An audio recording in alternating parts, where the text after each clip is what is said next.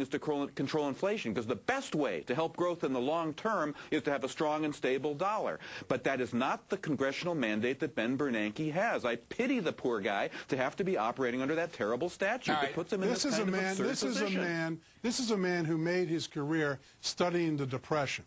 He understands credit markets, and he looks into the abyss now, and he knows that the economy has rolled over, the credit system has malfunctioned. So he may talk about the dollar. He may even look at inflation and say, that's a problem.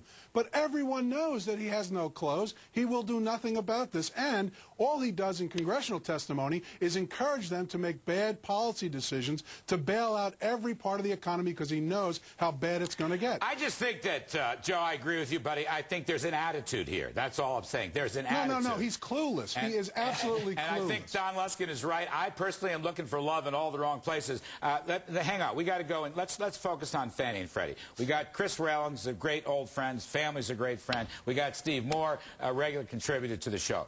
Chris Whalen, question number one, real simple. Is there any doubt in your mind on a 24/7 basis that the government would let Fannie or Fred go bankrupt? No, they can't. And historically, remember, Fed officials, Treasury officials tell their counterparts around the world who are the predominant owners of this paper that they're going to stand behind it. This is the reality. And in fact, as we were talking about before the show, the whole business model of both GSEs is premised on the fact that they can borrow at Treasury rates or a little more. What does that tell you? And that's getting more expensive. Precisely. But are they going to just issue a statement, which has been implied, but it's not really implied, that they stand behind their paper? Well, that's... How many, what do they got? How much mortgage paper does Fannie and Fred own together? It's about half of all mortgages outstanding? Almost $6 trillion. They have a monopoly. $12 trillion mortgage. Is there any doubt that they really do stand behind it? No. I don't care what they said today. No. Let me read for a second here and get Steve Moore in. Mr. Paulson of the Treasury this morning says, today our primary focus is supporting Fannie Mae and Freddie Mac in their current form as they carry out their important message. Well, it's a big form in their current form. So he's not ready to jump in, Steve, with any new ideas or any new structures. But Steve, in their current form, I say they are going to back up the liabilities and the mortgages. What do you say? I agree with you, Larry. I think that there will be an infusion of cash, federal money into Fannie and Freddie, but this is an opportunity to finally fix this thing once and for all. And so I see a three-step process, Larry. One is there will be a bailout, a cash liquidation into Fannie and Freddie. Number two, it has to then sever its ties once and for all to the federal government. Sever its ties? That's sever its ties. Privatize these things, Larry. They can't even do this with the ties. They raise money just above treasuries. They have no business model. Yeah, it doesn't work. It doesn't work unless they can borrow with the implied guarantee of the government. Somebody tell me why it is that it's the government's responsibility to securitize mortgages. They shouldn't be doing it, and let's get them out. And then finally, Larry, let me say the third thing. We need a federal and a congressional investigation into these agencies. Who got paid? How much people got? I mean, these are the most outrageous agencies in terms of the political connection. This is socialism and capitalism come together. Stephen, it's very hard. This is hardly news. But what do you want? Let me just run this. You're saying, let me get your privatization. Oh, I'm talking to Chris Whalen. You're saying that what the government should do is officially become the guarantor of the two agencies. You are not saying what Steve Moore. Steve wants to say save him now, but push him out into the private sector later. You're not saying that, are you? Let me quickly. It doesn't work that way. You want housing socialism. No. That's what you want. You want housing socialism. There are three things going on inside both GSEs. They issue mortgage securities by buying loans. They have a guarantee business that looks like AMBAC and MBIA, by the way. And they have a portfolio, a hedge fund, that they run to enhance returns for the public shareholders. So why should we guarantee that? Why? So, listen, you recognize the economic reality, which is that the equity holders are, for all intents and purposes, dead. Right.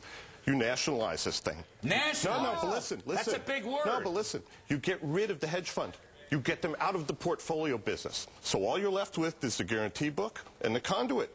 You can trade the guarantee book out. You can run that off. In your model, do shareholders and all you're left with is a conduit. That's the original. Guys, that's where all the losses are in the guarantee book. That's where the losses between the two agencies represent about 3 times their capital. You can't sell as so running that off means shooting yourself in the head. Look, imagine any of us on the road trying to sell a deal right now to raise money for either of these corporations. But can I have a point here? This is important. Don't forget what happened earlier this year, just a few months ago. What did Congress do with Fannie and Freddie? They increased the amount of loans they can secure. This was an outrageous expansion, and they're going to do the same thing with the FHA. We've got to get the government out of insuring these loans. The chances of that, first of all, Joe Battipaglia, this is a dumb question, but why is the stock market selling Fannie and Freddie so badly, Joe? Hang on a second. While the bond market, now we've got a whole bunch of, we got 2-year spreads. 2-year spreads, Fannie and Freddie. Maybe we can post them up on the full screen. The spreads have widened, but they're nowhere near as bad as they were last late winter. Okay, there's the Fannie's 2-year spread against the Treasury. It's widened about 15 basis points, that's all. I think we got one from Freddie Mac. It may have widened a little bit more than that. But basically, they're selling debt into the bond market, Joe. So my question is, why is the stock market killing these two companies this week? The bond market is saying, they're okay, we're willing to do business. And the stock market is saying, heck, you're only 5 or 7 points to 0. I don't understand why that is. It's the math of capital adequacy. They are sitting on between 5 and 6 trillion in mortgages. They have about 80 billion in capital. 1% and 2% losses eliminate capital entirely. And any structure you put in place to fix it, whether it's the book itself or some other plan, is going to wipe that equity out. And you cannot sell this politically without wiping out the equity, because the liability to the federal government is 50, 100, 150 billion. So if I can give you a parallel, the saving of Bear Stearns meant the elimination of the equity capital. And these two entities, while being saved, what about the bondholders? The bondholders roll along with how the mortgages play off. So you tell me how badly impaired the mortgages become, and then you'll see how badly impaired the bonds become. But Jerry Bowyer, one of the things here, I don't know if we can put it up on the full screen. The default insurance, the CDX for Fannie and Freddie, has exploded upwards. The cost of insuring against counterparty risk. There's your Fannie credit swap. Now, that's gone up a lot. I think we also have one for Freddie, too. Right. Are the bondholders in more jeopardy than they think they are? In other words, there's this dichotomy between bonds and stocks, and I'm trying to figure out why that occurred all week long. Right. Well, why not flip it and say, are the equity holders in less jeopardy than they think they are? I mean, the bond market's a very, very liquid, very sophisticated institutional investor market, even more than the equity market. So wait, let me finish. Sorry. We have one market that's very large that's saying things aren't so bad. We have another one that's in meltdown. Why do the bears always decide to listen to the second one rather than say, maybe the bond market's right, or maybe the truth is somewhere in between? Hold on a second. Time out, gentlemen. I got to take a break. I want you all coming back. Stay right where you are. We got a good group. There's a lot more to do here. There's also a